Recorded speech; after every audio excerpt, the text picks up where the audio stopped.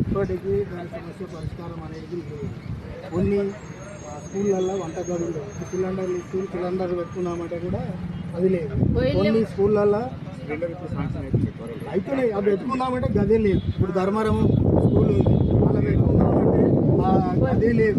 వాళ్ళకు బోర్లు కూడా లేదు. బోర్లు కూడా అంటే లక్షల రూపాయల పరిస్థితి ఉన్నది. ఇదికే అప్పులు తెచ్చి పెడుతున్నారండి. మళ్ళీ బోర్లు కొనాలి.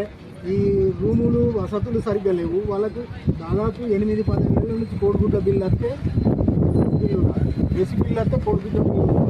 ఇప్పుడు ప్రభుత్వం నుంచి 1,000 వేస్తే ఈ 2,000 అయ్యింది. ఇట్లా తగ్గి బాగుంది. కాబట్టి ఈ హైదరాబాద్ కార్యక్రమం 6 తారీఖు ఉంది. మేము 10 తారీఖు వరకు బిల్లులన్నీ పడకపోతే 10 తారీఖు నుంచి నిరవధిక సమ్మెకు పోవడం అనేది జరుగుతుంది. మళ్ళీ ద్వారా కూడా పంపించాలని ఒకటి మామూలుగా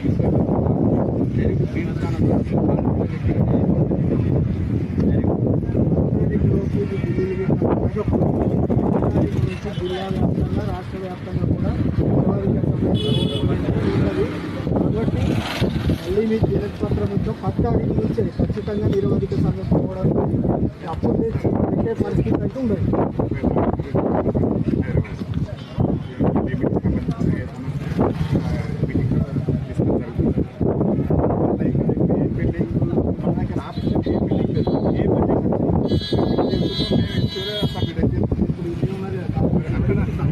ఏం చెప్పుడు